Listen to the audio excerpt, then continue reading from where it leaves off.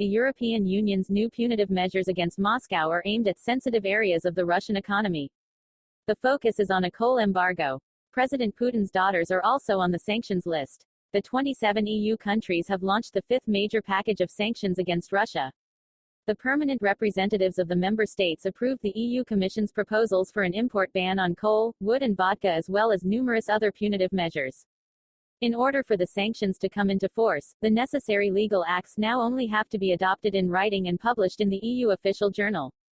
However, these steps are considered a formality and should be completed this Friday.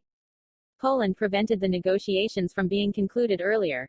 According to diplomats, the country initially did not want to accept that the transition period for the import ban on Russian coal should be 4 months at the request of countries like Germany, and not 3 months as originally planned by the Commission.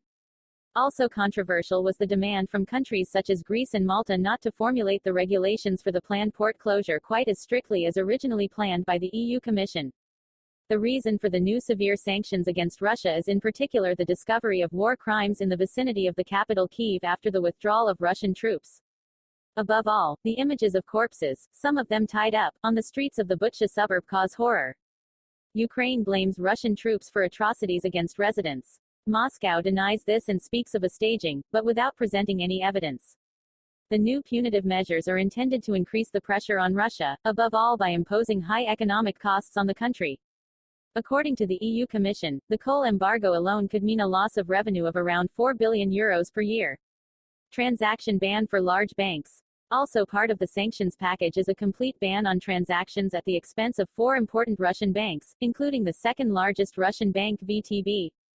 Russian ships and ships operated by Russia are also to be banned from entering EU ports. There should only be exceptions for the delivery of food, humanitarian aid and energy. In order to further weaken the Russian economy, there are said to be further restrictions on trade with Russia with a volume of around €10 billion. According to the Commission, these include quantum computers and means of transport. Products such as wood, cement and seafood worth €5 billion should also no longer be imported into the EU. In addition, Russian companies will no longer be allowed to participate in public tenders in the EU countries.